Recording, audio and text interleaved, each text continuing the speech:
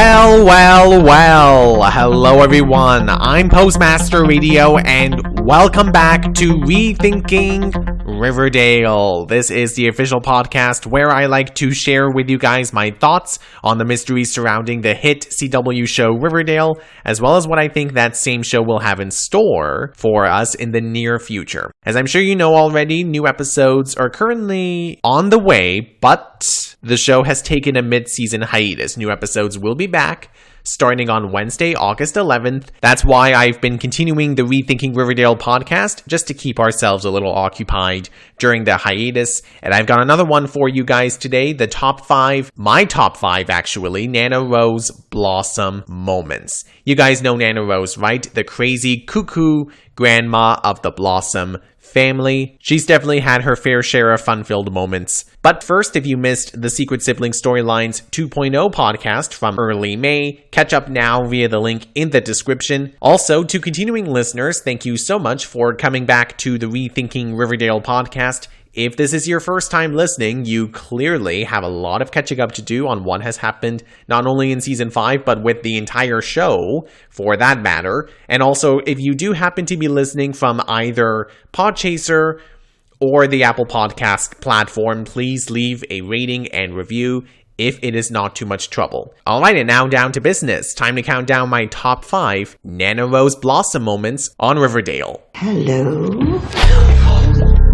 Beginning the countdown at spot number 5, we go to actually what I call Nana Rose interrupts a Buckhead moment and also intensifies it at the same time. Long name, I know. This goes to the 5th episode of the show and ultimately Nana Rose's first appearance. I won't give you the details, but it does pertain to the Jason Blossom mystery. Since they had been invited to Jason's memorial, Jughead decides that he and Buckhead will raid Jason's room during the memorial in order to get some answers. Unbeknownst to either of them, Rose is also in the room, and she startles Buckhead in the process. Now, luckily, it's in this first moment that we see Nana. We see, oh, she's not evil, or at least not as crazy as Penelope Blossom. So already that is a huge relief. But this first moment with Nana, a little more serious than funny, despite the funny part, albeit probably because of Nana Rose's dementia as established on the show, her mistaking Betty for Polly. The important thing is, it's in this moment in which Betty finds out that Polly and Jason were engaged. Well, of course you're not wearing it. Bless. Wearing what? The ring, Polly.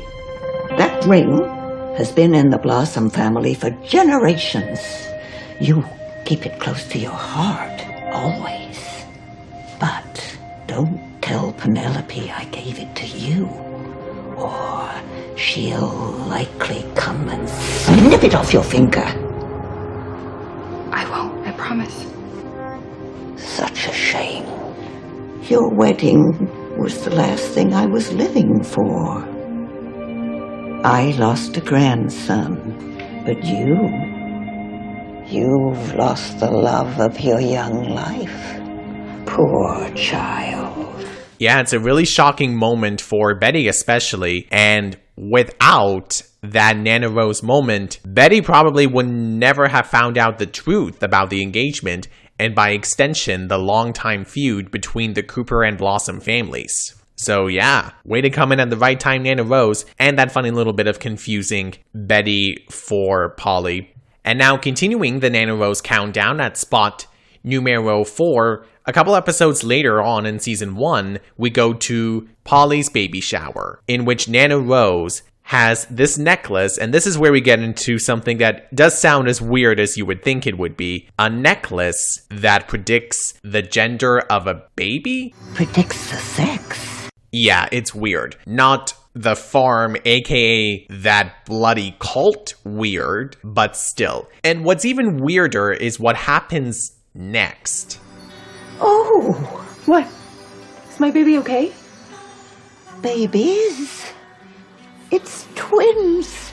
One of each. The weird cherry on top of the weird sundae, she was right. That's how we got Juniper and Dagwood? I mean, It's just crazy, and that's the good kind of crazy for Nana Rose Blossom. Now, another kind of crazy at spot number 3 on Nana Rose's personalized countdown, jumping now from season 1 to the time jump with the whole Mothman story. And on that note, buckle up, folks, because this Nana Rose moment is in 2 parts, both from the same episode. The first part is where Pop Tate is giving this flashback about his own encounter with the Mothman, which I'm not even going to waste time trying to explain that to you. It's probably better if you just watch the first few episodes of season 5 and see for yourself, but basically this was when Pop Tate was working at the diner at the time before, owning the whole thing, and things started getting wonky at the diner. The jukebox stopped working.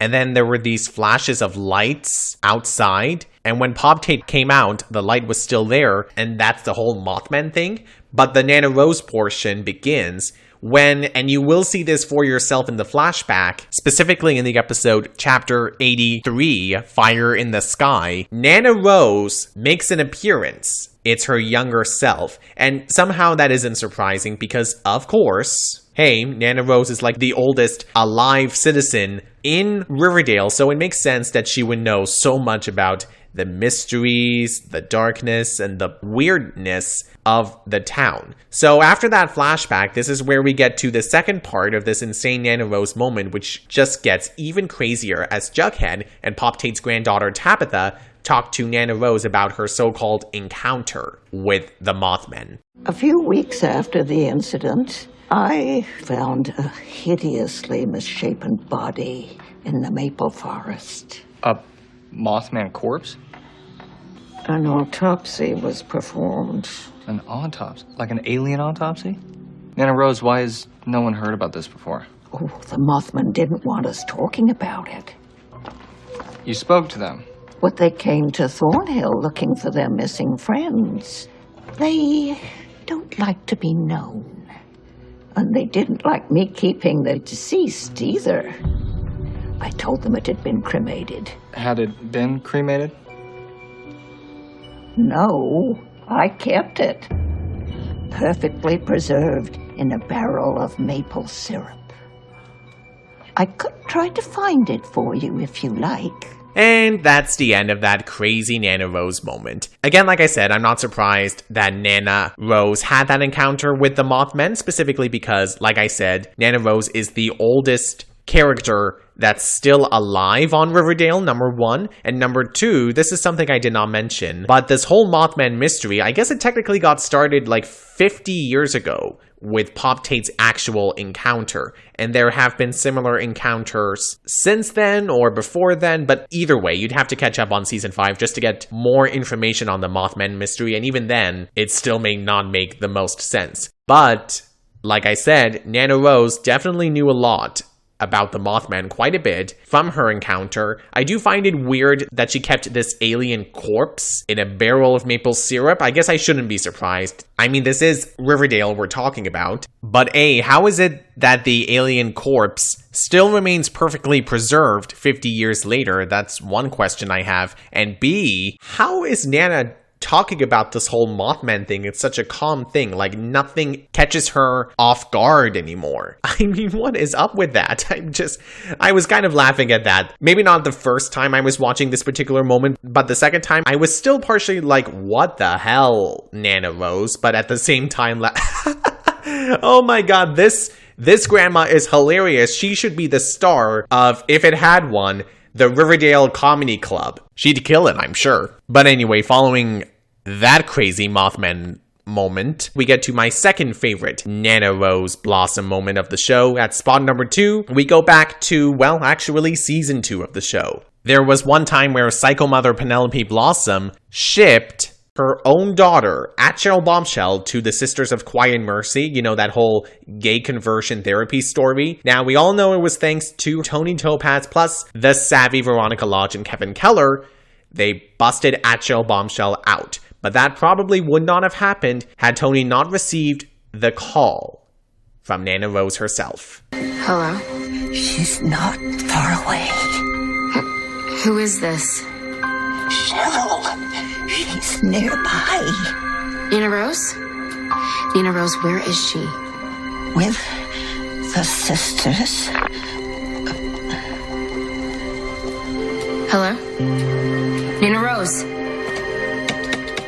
Of course, had Nana Rose been talking faster and were it not for Claudius cutting off their conversation, and even earlier in the show, Claudius and Penelope basically pushing Nana Rose down the stairs, confining her to a wheelchair, which also caused some setbacks. Tony probably would have gotten the full story, like everything that she needed to know, but thank God for Veronica Lodge and actually kind of Kevin Keller for recalling the Sisters of Quiet Mercy in the first place. Yes, we know thanks to Veronica, Tony, and Kevin, they got Cheryl Bombshell out, but without Nana Rose to tell Tony where she was even being held, who knows what would have happened to Cheryl Bombshell. So good on Nana Rose. And now, let's get to my all-time favorite Nana Rose Blossom moment. Taking the crown, the top spot of Nana Rose's personalized countdown is this hilarious number from the mid-season finale, Chapter 86, The Pincushion Man. You know that bit where Penelope Blossom, Cheryl's mother, escapes Hiram's prison? And of course we know that Reggie, Hiram's right-hand man in the time jump, setting the Blossom family maple groves on fire. Well, Penelope enters the house, interrupting a moment between Cheryl Bombshell and Minerva Marble, good timing, to inform Cheryl Bombshell about